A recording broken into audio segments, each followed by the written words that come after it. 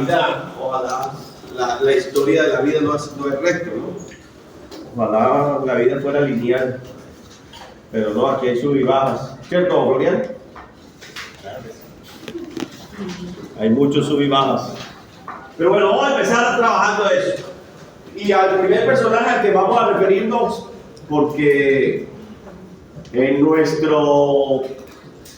el escenario occidental y según la mayoría de nuestras creencias y según la historia de la humanidad, a él se le atribuye que la historia se haya dividido en dos, y es precisamente el man de Galilea. Oye, ¿esto qué? El man de Galilea que murió en una cruz, ¿cierto? A él se le atribuye que hoy hablemos de lo que sucedió antes de él y después de él, ¿sí? Entonces nosotros en la historia hablamos de lo que es antes de Cristo y después de Cristo. Bien, ¿qué sucedió antes de Cristo? Antes de Cristo tenemos unas civilizaciones que marcaron una pauta en la humanidad, que nos dieron luces a nosotros de lo que era literalmente la ciencia, lo que era el conocimiento, lo que era los avances, podríamos decir la tecnología de la época, el conocimiento de la época. Para referirnos a situaciones que acontecieron antes de Cristo, podríamos resumirlo de una manera muy atrevida, la verdad. Y esa es precisamente a través de algo que nosotros tenemos que aceptar y reconocer que sucedió, y es la filosofía.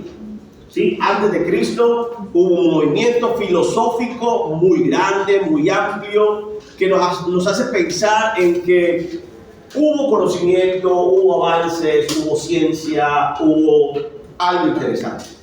Y para el curso vamos a entender la filosofía como el arte de pensar.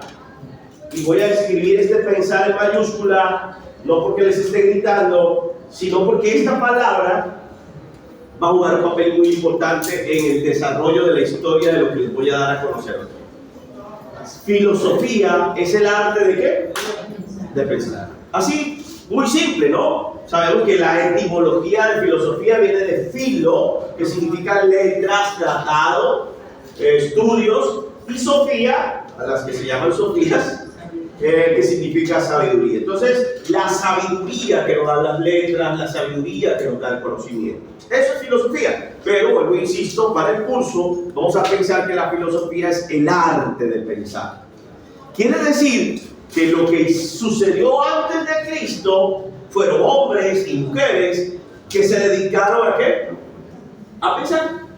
Y en medio del pensamiento trataron de describir o explicar fenómenos a los cuales ellos quisieron responder quizás a las preguntas que la gente se hacía en la época.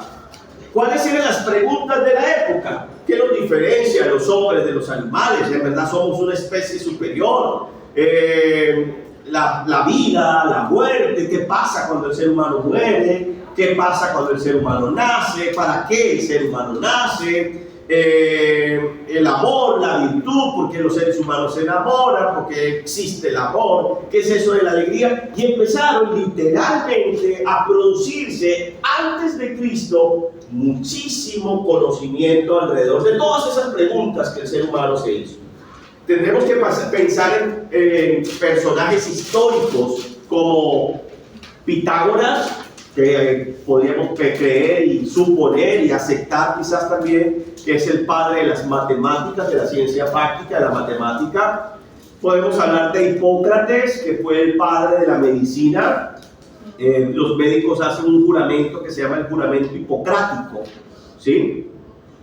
Podemos pensar en Aristóteles, Sócrates, Platón, Empédocles y centenares de filósofos que se ubicaron en una época antes de que este barbudo viniera a la tierra, ¿sí? En esa época vamos a resaltar una civilización a la que hoy día nosotros le debemos muchísimo, y es a los griegos. a Grecia. En Grecia, o los griegos en general, eran conocidos o son conocidos históricamente en el mundo por ser gente intelectualmente muy capaz. Los griegos, la verdad, nos dejaron un legado de conocimiento muy vasto y hay muchos conceptos en la historia que se le atribuye precisamente a ellos, a los griegos. El concepto de Estado, la forma en la que se organizaban las sociedades, el concepto de democracia, algunas cosas en la arquitectónica o en la arquitectura de los lugares. Los griegos eran politeístas, es decir, aceptaban que había varios dioses. Sabemos de Grecia que había un dios máximo que era Zeus y que debajo de esos dioses había otros dioses, el dios del vino, el dios del viento, el dios del fuego, el dios del amor. Curioso la historia que les voy a contar. Venus es la diosa del amor, pero se casa con Marte, el dios de la guerra. Ellos se casaron, imagínense. Por eso se dice que del amor al odio hay un solo paso, porque es que uno se casa a veces con la persona que lo va a demandar a uno. Pero del amor al odio hay un solo paso, precisamente por la explicación de lo que sucede entre estas dos situaciones particulares. Entonces, Grecia va a jugar un papel muy importante porque Grecia nos hace pensar en, valga la redundancia, en seres pensantes. Seres que eran capaces de preguntarse algo y responderse a esas preguntas que ellos se hacían. Después del imperio griego o la civilización griega, aparece un imperio que jugó un papel muy importante y que hasta el día de hoy sigue jugando un papel muy importante en la historia del mundo, que es el imperio romano o Roma. ¿Qué era Roma en esa época? Literalmente era el mundo conocido. Se creía que Roma era el mundo conocido. Roma, ¿qué particularidades tenía? Roma tenía mucha fuerza política, pues era ellos aprovecharon la situación del mundo para gobernar, administrar y dirigir muchas cosas en su espacio, en la tierra o en la geografía en donde tenían influencia. Tenían fuerza económica, Roma tenía mucho dinero y además tenían un frente que, si no funcionaba por el lado de lo económico y por el lado político, pues funcionaba por el lado militar. Entonces, ustedes y yo hemos escuchado hablar de los famosos soldados romanos. Soldados que eran fuertes, soldados que eran adiestrados, entrenados y capacitados para cualquier situación, que eran capaces, cuenta la historia del mundo, de enfrentarse a leones, de enfrentarse a bestias feroces, de competir. Y sabemos también por historia que eran considerados gladiadores, o sea, gente fuerte. No sé si he escuchado hablar de los espartanos y todo este rollo, que era casi que una figura romana de este entonces. Y además, pues es curioso que Roma pudo conquistar a Grecia. Esto es una de las cosas más interesantes. Roma conquista a Grecia, que no me atrevo, a ver si tengo otro. Y siempre se dijo algo: Roma conquistó a Grecia de manera militar, pero no de manera intelectual. Lo que tuvo Roma fue fuerza militar, fuerza política, fuerza económica, pero intelectualmente, no quiero decir que los romanos eran más o menos, pero siempre Grecia mantuvo su ideal de producción del conocimiento, y aunque Roma conquista a Grecia de manera militar y a la fuerza, literalmente Grecia siguió siendo casi que los asesores intelectuales, académicos de Roma. Cabe aclarar que las primeras universidades, las primeras escuelas, los primeros escenarios formativos se hicieron en Grecia, más no en Roma. En Roma luego se materializan las universidades, se consolidan los colegios, las escuelas, los escenarios donde la gente se iba a formar. Pero las ideas originales de todas esas cosas fueron griegas, de los griegos de Grecia. el concepto de Estado, de democracia, la forma arquitectónica, la forma en la que se organizan las ciudades, el que exista un presidente, unos senadores, una cámara, un alcalde, un gobernador, unos concejales. Toda esa figura política que manejan las naciones y los pueblos nace precisamente desde esta época, ¿vale? En este momento histórico donde Roma tenía... En este momento histórico en que Roma aparece, Roma nace este Señor, nace Jesús. Recuerden que cuando Jesús nace, el imperio romano, este imperio, sintió temor de que se estaba rumorando en el pueblo de que vendría un Salvador para el pueblo. Y que iban a nacer en cierto lugar de Belén, ¿cierto? Y Roma crea un edicto, promulga un edicto al Imperio Romano pidiendo que asesinaran a todos los niños menores de 2 años y a las mujeres embarazadas. ¿Recuerdan la historia, cierto? Ahí pues Doña María y Don José, los padres putativos de Jesús, ¿sí?, los padres que adoptaron a Jesús, porque pues María no conoció varón sino después de que Cristo nace, ¿cierto? Salen huyéndole al edicto y a Jesús le tocó nacer no en la clínica Valledupar, ni en el Hospital Rosario Pumarejo, en Open, ¿cierto? Ni en la clínica pediátrica. Le tocó en una pesebrera, un lugar donde los animales vivían, comían y estaban. Jesús nace y empieza algo bastante interesante en este momento histórico.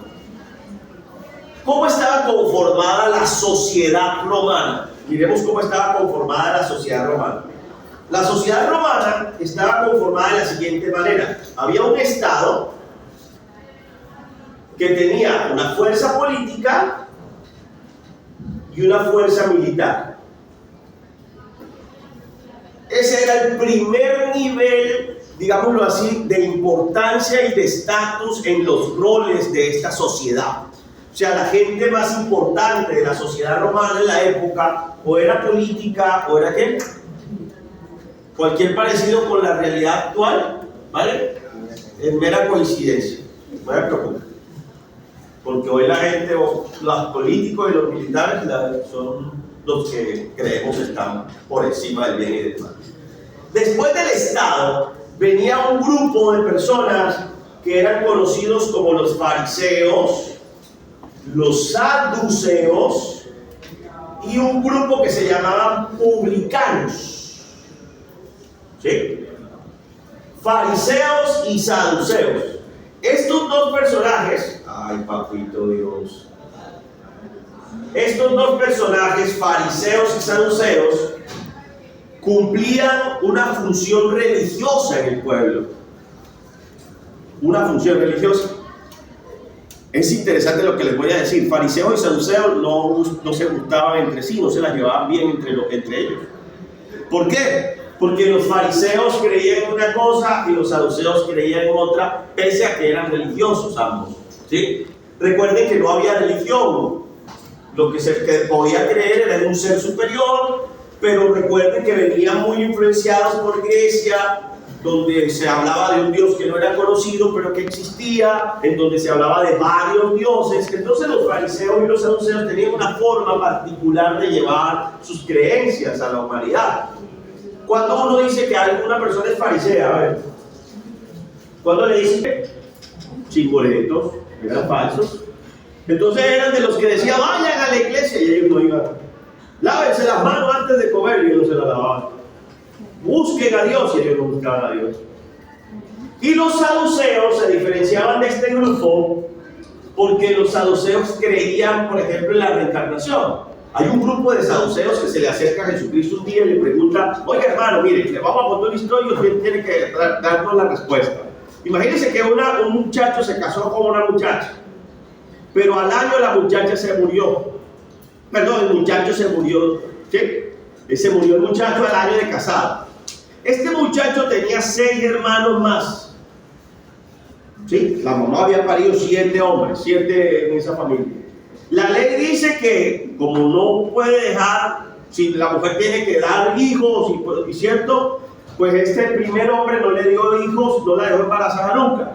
Entonces la ley dice que el segundo hermano debe llegarse a la mujer para que el apellido no se pierda, ¿cierto? Pues imagínense que esta muchacha se casó con los 7 y a los 7 se murieron. Ya de vuelta, ¿no? Estaba más salada que quién sabe qué. Y le preguntan los saduceos a Jesús, en el cielo, en la resurrección, ¿de quién será esposa esta mujer si se casó con 7? Jesús responde de una manera muy sabia, dice: en el cielo no se dará en casamiento, ya no tendremos ese problema, todo el mundo será soltero, gracias a Dios. O sea, allá su solución es allá arriba, ¿sí? Bien. Y los publicanos, un tercer grupo de este combo, que aunque no eran muy religiosos, hacían parte de ese segundo bloque poblacional, eran judíos al servicio del Estado romano. O sea, el Estado romano llamaba a alguien del pueblo y le decía: venga acá, yo necesito ponerlo a trabajar a usted, sea publicano. ¿Cuáles eran las funciones de los publicanos? Era una sola, o bueno, había muchas, pero básicamente era una: representar al Estado romano ante el pueblo judío de la época, ante el pueblo que ahorita vamos a ver cómo se llamaba ese pueblo. Pero los publicanos tenían mala fama. ¿Por qué? Porque el Estado romano cobraba un impuesto. No, vamos a cobrar el impuesto de estudio a los de latina. Entonces venía aquí al salón, entraba un publicano y decía: el impuesto cuesta 20,000 pesos. Impuesto para estudiar. Pero el Estado romano solamente había cobrado 5,000 o 10,000. Pero él venía diciendo aquí que costaba 20 baros. ¿Para qué? Para quiñanos. Y claro, los publicanos eran muy ricos, eran personas ricas del pueblo también.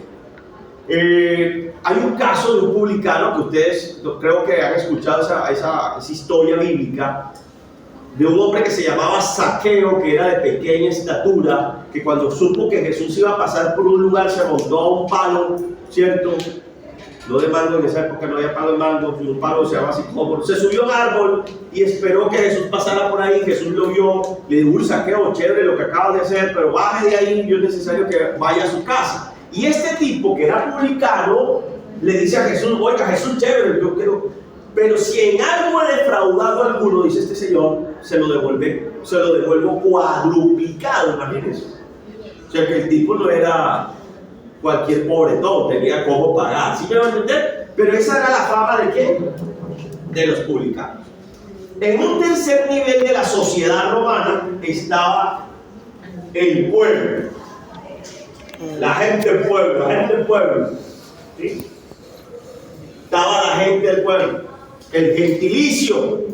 Por eso nosotros decimos gentío, gentilicio, porque el pueblo era conocido como un pueblo ¿qué? Gentil. Los gentiles. ¿Qué es un gentil? Es una persona que no tiene ciudadanía romana. Nació ahí, pero su ciudadanía no es romana, no tiene los derechos que tienen los militares, los políticos, los fariseos, los saduceos. No hacen parte de estos dos grupos, ¿vale? Por ende, miren lo interesante, estos dos grupos ocupaban un 20% de la población, mientras que los gentiles era casi que el 80% de la población de la Roma conocida en esa época. Ahora bien, les pregunto, ¿Jesús a qué grupo pertenecía? A ver. A los gentiles. Los gentiles. El man no era ni fariseo, ni saduceo, ni publicano. Vivía pelado el pobre, hijo de un carpintero y una ama de casa. Porque esa era la familia de Jesús, un carpintero y una ama de casa. ¿Sí? No tenía apellido. No era Torres como yo lo decía. No tenía apellido, no tenía casta, no tenía linaje. Era un ¿qué? Un gentil. Pensemos en Jesús. Jesús entonces nace, a los 12 años aparece la segunda escena de Jesús. Cuando va al templo, hace una ceremonia, él como judío que se llama el Bar Mitzvah, se presenta en público ante la sociedad, dice que él va a profesar una fe, lee la Biblia y dice, que están hablando de mí. Desde ese día ya empezó el man como a causar estragos, porque abrió la Biblia y leyó un pasaje que dice, nacerá de una virgen y nacerá en un pesebre, no sé qué, y él dijo, están hablando de mí. Y todo el mundo dice, María dice, guardaba todas esas cosas en su corazón. Y José me imagino que estaba asustado, porque pues a las cosas o se resolvían a bala o se resolvían con plata en la época. Cualquier parecido con la realidad es mera coincidencia, oye, ¿no? Bien, Jesús a los 12 años aparece, luego desaparece. Sabemos que Jesús de los 12 años a los 30, lo que conocemos como el silencio evangelístico. No sabemos qué pasó ahí entre los 12 años de Jesús y los 30. No sabemos si se fue a estudiar la andina, si hizo psicología, si se especializó, hizo maestría. Aparece a los 30 años. Y la primera escena de los 30 años es que estaba el último profeta del Antiguo Testamento, es decir, Juan el Bautista, hablando de que iba a venir alguien que era mayor que él no era digno de desatar la correa de su calzado, que el que venía los iba a salvar porque había nacido de una virgen, porque él nos venía a traer buenas nuevas de salvación, y todo lo que decía Juan el Bautista. Cuando Juan el Bautista ve al man pintoso que viene ahí a la distancia, dice, aquí el Cordero de Dios que quita el pecado del mundo, lo bautizan, desciende el bolero, la paloma sobre Jesucristo, el cielo se abre, una voz en el cielo dice, este es mi hijo amado en quien tengo complacencia. Jesucristo está bautizando, se desciende el Espíritu Santo y empieza Jesús el ministerio, no misterio, ¿no? Ministerio de la obra de Jesús, que duró exactamente 3 años. 33 años murió. A los 33 años murió Jesucristo. Entonces empieza el ministerio. ¿Cuál fue el ministerio de Jesús? Sanar enfermos, enseñar, liberar al endemoniado. Todo lo que hizo y que hemos conocido de las cosas que este Señor hizo. Si ustedes se dan cuenta, el impacto de Jesús, el impacto del Señor Jesucristo, ¿qué pasa? Se realiza en mayor instancia sobre este pueblo. No solamente sobre estos, aunque a estos también les incomodó mucho lo que él estaba haciendo. Jesús trabaja mucho ¿con qué?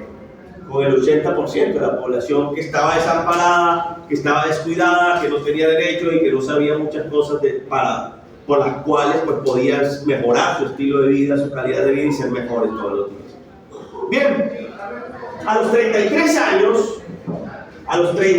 años de edad, Jesús, ya estamos en las últimas horas de la vida de Cristo, las últimas horas en donde va a ser crucificado, en donde va a ser asesinado pues, por el imperio romano.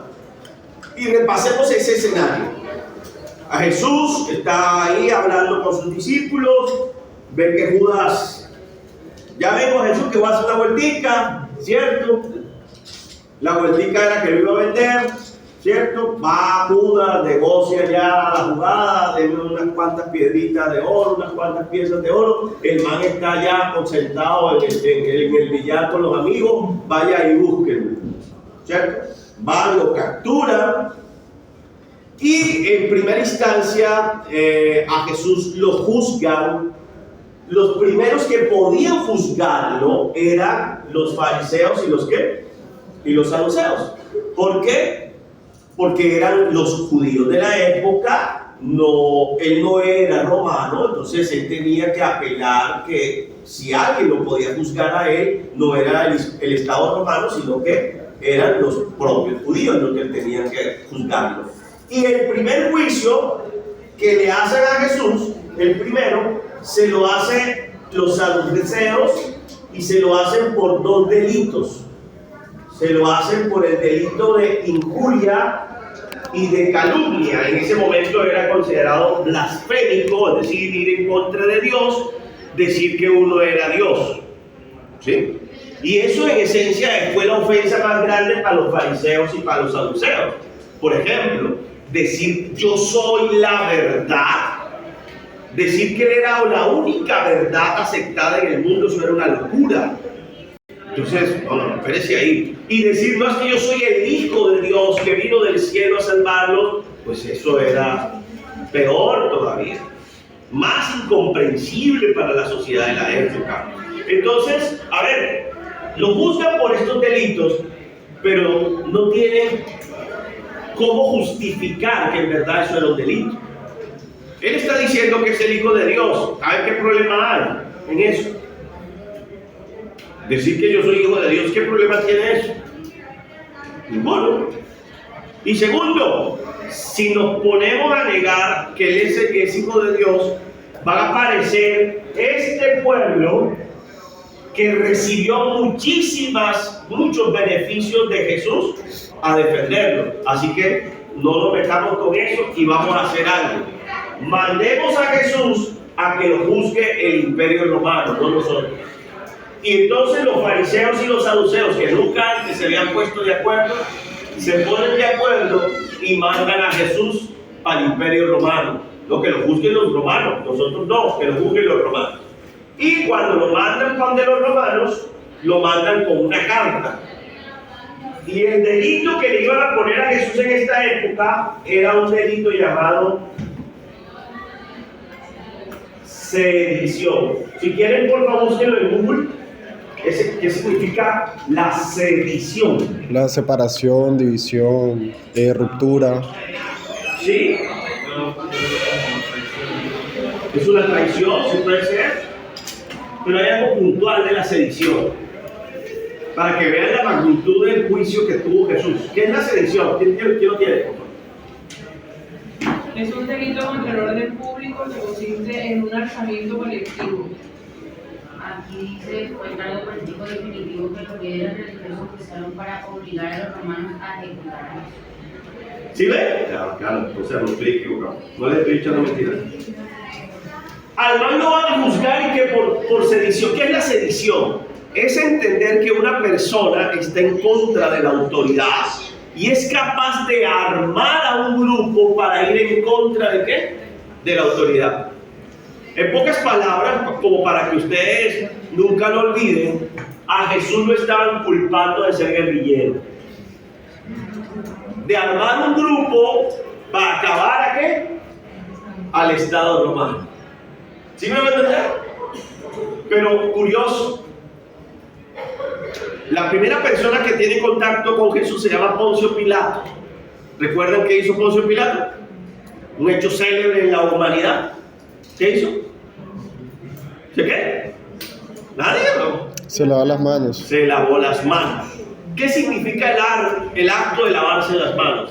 Que le deja la culpa al pueblo y que sobre él no recae culpa. Así es. Vean, este muerto no me lo voy a echar yo encima. Este problema no es mío. Yo me lavo mis manos. Cuando uno dice, no, yo me lavo las manos. Como cuando ustedes dicen, no toco madera, es lo mismo. ¿Sí? Que esto no vaya a caer sobre mí. Y Poncio Pilato le dice, a ver, Jesús, ¿usted está diciendo que es el Hijo de Dios? Pues, no sé. Un loco que apareció diciendo que es el Hijo de Dios. Por eso no hay problema. Si usted está loco, siga su locura, ¿cierto? Pero sedición, entonces, vamos a jugarlo por sedición, siéntese. Dígame dónde está el ejército que usted está armando para ir en contra del Estado. Don Pedro cantó el gallo y lo negó. El que lo vendió se ahorcó. Y el resto del copo que andaba con él, ni por las curvas. Respondieron. No era sedición. Jesús, cuando imagínense a preguntarle a Jesús, muéstreme el armamento que tiene. ¿Cierto? Muéstreme las armas. Entonces, Pilato, ¿qué dice? No, yo en este man no veo delito alguno. ¿Yo qué? Pero, ¿cómo termina la historia? Colocan a Barrabás, un ladrón que había cometido delitos reales, ¿cierto? Y a Jesús. Y les preguntan a estos personajes a quién le iban a soltar y a quién tenían que matar. Y sabemos cómo terminó la historia. Jesús muere, lo crucifican. Hay un dato interesante aquí que hay que también resaltar, y es que Jesús no debió morir en una cruz. Los que morían en una cruz eran los que eran juzgados como romanos. Por eso cuando Cristo muere habían dos ladrones al lado de él, que eran ¿qué? Romanos. Él no debió morir crucificado, debió morir de una segunda forma en la que sí podían ser juzgados estos personajes, y son morir apedreados. ¿Cuál de las dos hubiera sido peor? Pero bueno, morir apedreados. ¿Recuerdan a la mujer adúltera? Que la pillaron en el delicioso con otro man que no era su esposo. Venga acá, señor, ¿usted qué está haciendo? Entonces la sacaron a la calle y todo el mundo ya a punto de apedrearla para cumplir la justicia de Dios. Jesús se para en medio y le dice: ay, espérese, el que esté libre de pecado es el que tire la primera piedra. Hágale. Todo el mundo cogió, tiró la piedrita y se fue todo el mundo para su casa. ¿Sí? Esto es porque nosotros tenemos un concepto muy errado de esta forma de vida que este tipo nos vino a traer. Pero nace, muere, resucita, se sienta a la diestra de Dios Padre para interceder por ustedes, manada de pecadores, y la vida empieza a darse de una manera completamente diferente, ¿vale? En el año 46, más o menos, después de Cristo, se les llamó a los seguidores de Cristo cristianos por primera vez. Se reunió Pedro, Juan, algunos discípulos que estaban en esta época y dijeron: bueno, hemos seguido las enseñanzas del Maestro, hemos seguido las enseñanzas de Jesucristo, pues pongámonos un nombre, llamémonos cristianos. Y empezaron a ser ¿qué? Cristianos. Desde esta época se les empezó a llamar cristianos por primera vez. Sin embargo, sabemos que el Imperio Romano seguía ¿qué? Gobernando. Había tetrarcas, gobernadores, emperadores. Algunos gobernadores romanos eran considerados casi que semidioses. Los gobernadores romanos siempre tuvieron muchas críticas porque eran bisexuales, homosexuales, polígamos, hacían bacanales, orgías, algunos eran adictos a alguna especie de sustancias psicoactivas. O sea, este tema, vuelvo, insisto, cualquier parecido con la realidad es la coincidencia, ¿cierto? Ahora bien, este cuento sigue avanzando y por allá en el año 330 después de Cristo, ¿sí?, se reúne el Imperio Romano porque estaban perdiendo mucha fuerza política y militar. Luces térmicos Petrarca, será. Estaban perdiendo mucha fuerza política y militar, ¿vale? Y en el año 330 se reúnen romanos, fariseos, saduceos, cristianos, ya eran cristianos, ya se había creado el cristianismo. Suena muy loco lo que yo estoy diciendo. Yo me imagino que Jesús nunca quiso crear algo que se llamaba cristianismo, ¿no? Pero nació el cristianismo como una forma de conocer a Dios, como una forma de profesar una fe o una creencia particular. Nace el cristianismo, pero en el año 330 se empiezan a promulgar, se promulgó un edicto en donde se obligaba a la humanidad a profesar una fe particular. Y esa fe, con el respeto pues de las personas que tienen esta fe, se empezó a hablar del catolicismo. Que hay que aclarar, los católicos, el catolicismo no es una religión, es una forma de expresión del cristianismo. En el mundo hay 4 religiones, ¿sí? 4, solo 4: cristianismo, islamismo, budismo y judaísmo. Los católicos son cristianos, que yo sepa, ¿no? Pero los que déjenme contestar que la cosa está como fuera que católicos. Se obliga a la gente, literalmente usted tiene que ser así. Entonces sucede algo interesante. Las sociedades actuales y desde esta época uno lo ve, para tener a un pueblo mayoritariamente siempre, perdone lo que voy a decir, entretenido, para mamarle gallo a un pueblo, para enredar a un pueblo, uno puede usar varias cosas. Primero, la política. Hagan leyes que vayan en contra del pueblo, eso es facilito. O leyes que enreden al pueblo, ¿cierto? Segundo, a la fuerza. Un pueblo se puede tratar también, ¿qué? A la fuerza, mándele la policía, mándele de la moto y acábelos. Pero también podemos manejar a los pueblos a través de la ¿qué? De la religión. Por eso Carlos Marx dice la religión es el opio del pueblo. ¿Qué es el opio? Es de donde se extrae la cocaína. ¿Quieren tener un pueblo entretenido, drogado? Denle religión. Y ahora hay otras modas actuales. ¿Cómo tener un pueblo entretenido? Dele deporte y llévese al Chulo Díaz y a Godaza para una plaza para que la gente vaya a cantar y aplaudir allá. Van a ser feliz por un ratico, van a pagar 150, 200 y hasta 400,000 pesos por un artista, ¿cierto? Pero es una felicidad y es un ratico de felicidad, pero calles sin pavimento, ciudades sin acueducto, Afinia rompiéndonos el bolsillo, ¿cierto? Y tantas cosas en donde el pueblo y la sociedad entera sigue sufriendo, pero pues hay que entretener al pueblo de alguna manera, ¿vale? Quiero decirles que sucedió algo interesante. Y entre el siglo V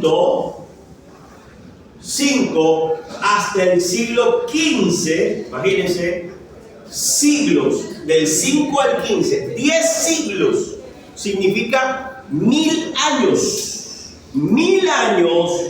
¿Usted sabe qué es 1000 años? Dios mío, muchísimo tiempo. 1000 años sucedió algo interesante en el mundo que es conocido con el nombre de la Edad Media, o también conocido como la época del oscurantismo. ¿Qué sucedió en esta época? ¿Alguien recuerda qué sucedió en el oscurantismo? La iglesia era el único que tenía acceso al conocimiento. ¿Y cuál era el conocimiento? Que todo tenía que ser explicado desde lo teocéntrico. ¿Qué quiere decir teocéntrico? Teo, Dios. ¿Sí? Teo, Dios. Por eso cuando uno dice ateo, a significa sin. Una persona atea es una persona sin Dios. Teo significa Dios y teocéntrico significa que todas las explicaciones que se dieron en estos 1000 años debían ser ¿qué? Teocéntricas. Todo se explicaba a razón de la fe. ¿Usted tiene dolor de cabeza? Algún demonio por ahí lo está embalatando. ¿Usted no puede tener hijos? Dios que la tiene castigada, mía, porque usted es muy pecadora. Vaya, pida perdón para ver si Dios le va a dar el hijo que usted quiere. Usted estaba enfermo, le dio lepra, le dio sarna, le dio cáncer, le dio no sé qué cosa. Eso es algún demonio por ahí que usted tiene volando. Todo era explicado por un fenómeno netamente por la fe. La visión era una visión netamente ¿qué? Teocéntrica. Y una de las razones y una de las características de la Edad Media es que el conocimiento no era para todos, era para un grupo selecto, era precisamente para los sacerdotes de la época o el Estado de la época. Muy bien, ¿qué otra característica tenía la Edad Media? O tuvo la Edad Media. Significa que había dinero que estaba circulando, que había unas estructuras de poder que recibían todos esos dineros, ¿cierto? Y que el dinero no se repartía de maneras iguales, sino que se quedaba muchas veces en una sola parte.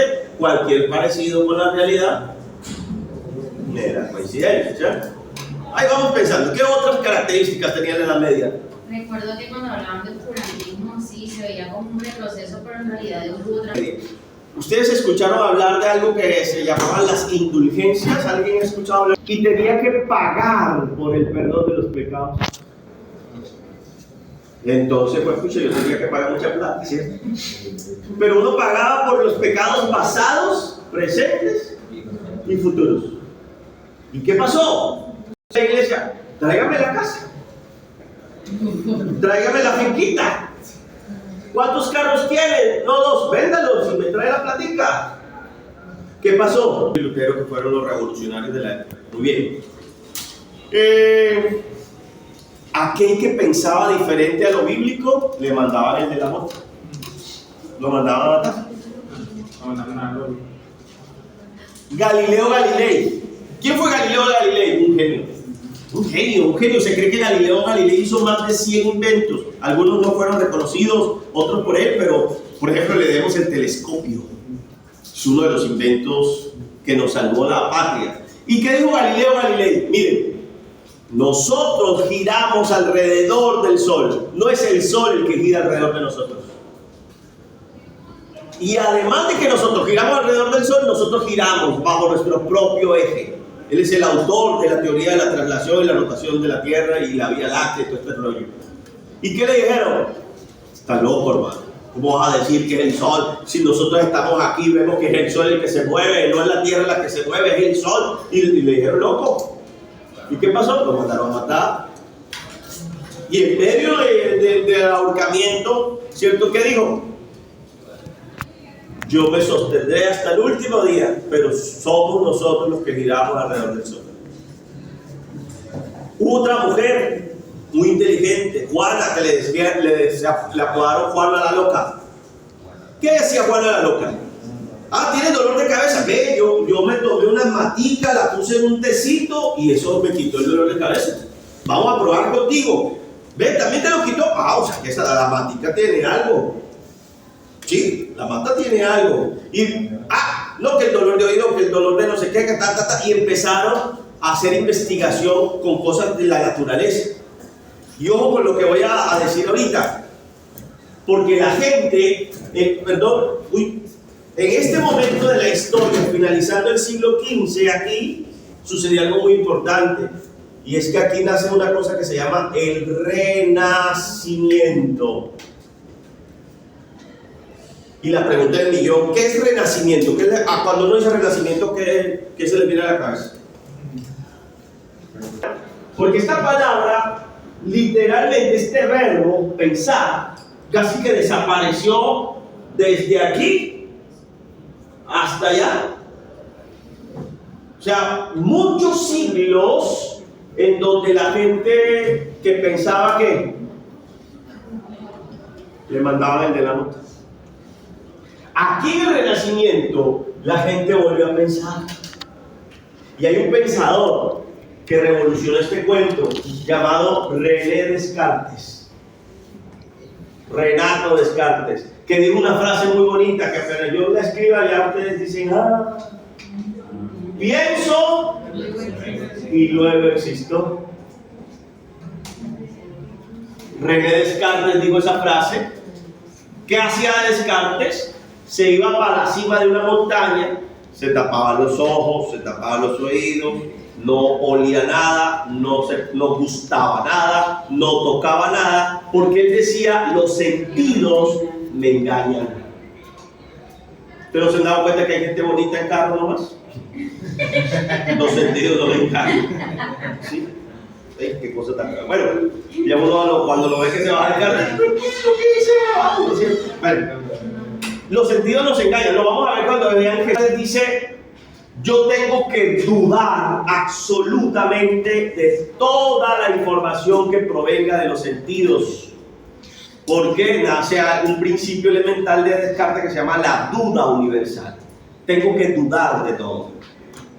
Pero Descartes dice, de lo único que no puedo dudar es que yo pienso. Es de lo único que no puedo dudar. ¿Que yo qué? Que yo pienso. Y si pienso, luego ¿qué? Existo. Entonces aquí sucedió algo interesante. Aquí sucedieron dos cosas interesantes en este momento del Renacimiento. Bueno, tres cosas de tantas que podríamos decir del Renacimiento.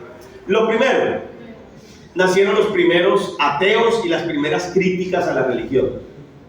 Porque este movimiento nos lleva a pensar que la gente empezó, los científicos de la época, filósofos de la época, empezaron a concluir que no era el Dios el que había hecho al hombre, sino que era el hombre el que había hecho ¿a quién? A Dios. Y empezó el positivismo, el materialismo, el ateísmo y muchas otras cosas que fueron contrarias a todo aquello que se venía promulgando por años, que era importante en la vida como lo era la fe y no la razón. Aquí va a primar la razón. Y esto significa también algo interesante, que las personas dejaron de ser, o la época de la historia dejó de ser teocéntrica aquí para pasar a ser antropocéntrica. Ya no éramos teocéntricos, sino que ahora pasamos a ser ¿qué? Antropocéntricos. ¿Qué quiere decir antropocéntrico? Que era el ser humano el que iba a estar en el centro de absolutamente ¿qué?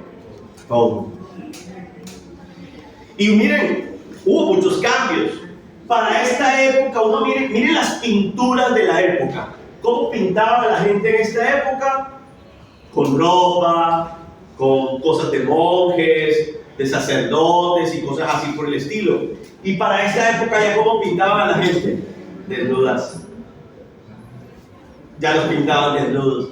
Ya aparecieron los primeros desnudos. En esta época pintaron pene, mostrar a una mujer con la música. La música de la época, la música de la Edad Media, ¿cómo era? Era sacra. Era sagrada la música. El piano era con notas lentas. Todo eran las corales. Todo era calmadito. Pero en el siglo XV apareció el Bad Bunny de la época, Mozart. Mozart era el Bad Bunny, Mozart era el metalero de la época. Porque cuando la música era lenta, vino Mozart y le metió. Y claro, todo el mundo dijo: ¿esa ya se puede hacer? Le metió metálica al asunto. Le metió música metálica, pop. ¿Cierto? Era el Bad Bunny de la época. Mozart fue el Bad Bunny de la época, fue revolucionario. O sea, ¿cómo que va a ser una partitura en donde todo va a ir a ritmos que la música no debería ir? Cambió la arquitectura, ya las casas no eran grandes, las iglesias. Miren, las iglesias de esta época, ¿cómo eran? Pero las iglesias catedrales siempre tienden a ser mamorúas, son grandísimas. ¿Pero por qué las hacían así? Para darnos a nosotros la sensación de que ellos siempre iban a ser más grandes que nosotros. Yo estoy en Manizales, conozco la catedral de Manizales. La catedral de Manizales es un monstruo, es una cosa grandísima y además está diseñada como en tres niveles. Para llegar allá hay que subir 3 niveles de escalera, cada nivel como de unos 20, 30 escalones. Entonces, si tú te paras en el último nivel, te colocas en el último nivel y la miras, literalmente la sensación es que tú eres nada comparado a esa edificación, a esa cosa tan grande. Y esa era lo que quería vender la iglesia en esta época: somos mejores. Pregúntenle a sus bisabuelos, a sus bisabuelas. Pero hace escasos 50 años, aquí en Colombia, las misas las daban en latín y el sacerdote estaba de espaldas a la gente. Las daba en latín, ¿por qué? Porque se creía que el único que podía hablar con Dios y que le entendía a Dios, el idioma de Dios, eran los sacerdotes. Y además, Él era el puente para que nosotros, manada de pecadores, llegáramos a la presencia de Dios. Él nos tenía que llevar de la mano a la presencia de Dios. Y daba la misa. Yo me imagino a la gente en esas misas, ¿no? El otro allá hablando guapachala, y uno aquí. Amén. Amén. Bien, sí. Aparece, tú le dijiste algo muy interesante, dentro de la iglesia aparecieron dos hombres que eran sacerdotes de la iglesia: Calvino y Martín Lutero. Calvinistas y crearon una cosa que se llamó en el mundo el protestantismo. Interesante. ¿Qué son los protestantes? Cristianos porque son cristianos, que no compartieron algunas cosas que se promulgaban en ¿qué? En esta época. Por ejemplo, ¿cómo así que yo tengo que pagar por mis pecados? ¿Quién dijo eso? Si es que este Señor, la obra que hizo en la cruz fue suficiente, ya Él pagó por mí. O sea, espérese ahí, no voy a soltar el carro porque el otro me dice que tengo que irme para el cielo, tengo que pagar un carro. No, espérese. Y empezaron a tener una visión y aparecieron los cristianos protestantes, lo que hoy día llamamos los cristianos evangélicos, diferente a los cristianos católicos, ¿sí? Gente que no cree en santos, que no entiende que para buscar a Dios lo puede hacer directamente en cualquier hora, en cualquier lugar, en cualquier momento de la vida, ¿sí? Gente que tiene una visión diferente a este tipo de personas que hoy día también pues, buscan a Dios con una manera diferente de hacerlo, ¿vale? Nace el protestantismo, nace ese pienso, luego existo, la ciencia empezó a crecer, la gente volvió a pensar, y esto es lo más importante, la gente volvió a ¿qué? A pensar. Y nosotros hoy estamos en el siglo XXI, 2X y un palito, ¿sí? Números romanos. Hoy estamos en el siglo XXI y es algo bonito lo que les voy a contar. Del siglo XV al siglo XXI, lo que hay son 500 años, 600 años máximo. Pero en este periodo de tiempo se ha producido más investigación y más ciencia que en estos 1500 atrás y antes de Cristo, más de, no sé, 3000 o 4000 años atrás. Estamos hablando de que en más de 5000 o 6000 años hemos producido más ciencia y más conocimiento que aquellos. ¿Por qué? Porque se nos dio la posibilidad de ¿qué? De empezar. Hay una palabra que va a jugar un papel muy importante en la psicología humanista y es esta palabra. Ojo con esta palabra. ¿La palabra qué? Libertad. Yo soy libre. Por eso en las iglesias hablamos mucho del libre albedrío. Dios no obliga a nadie. Dios no te coge por el cuello, búscame que yo soy tu solución. No, te verá, a ver, hermano, si me quiere buscar, búsqueme. ¿Sí? Por ejemplo, a nivel de las iglesias.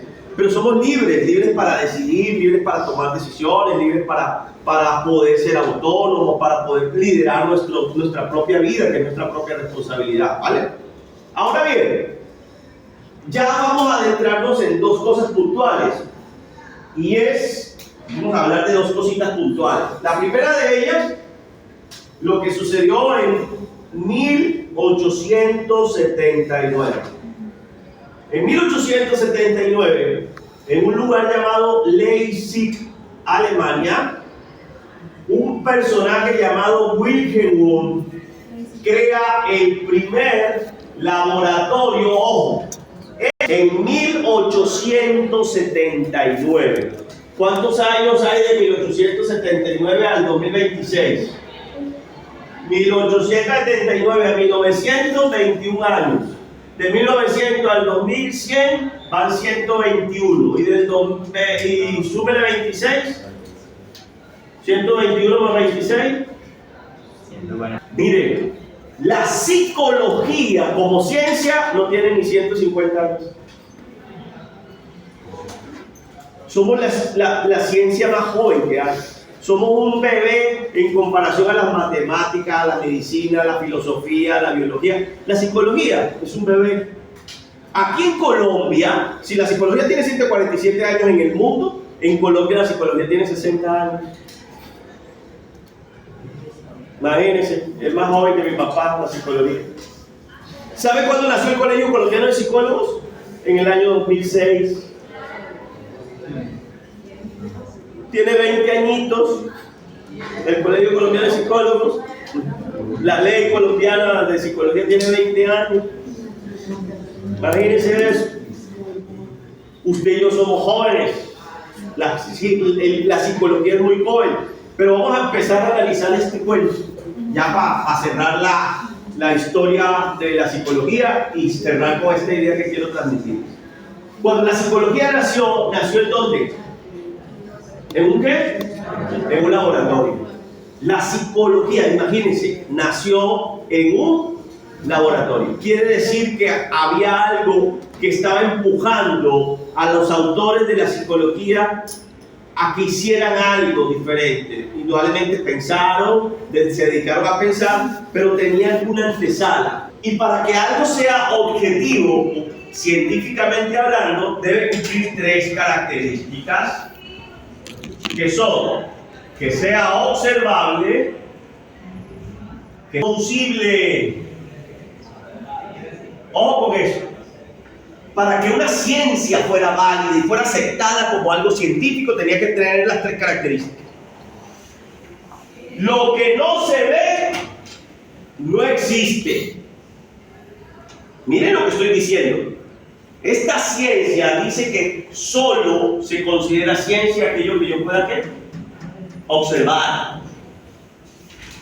Entonces uno se pregunta, ¿y los pensamientos? ¿Y las emociones? ¿Cómo hacemos ahí?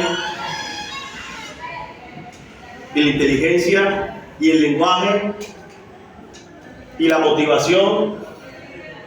¿Y la sensación y la percepción? ¿Cómo hacemos ahí? Pero bueno, dejemos ahí la cosa.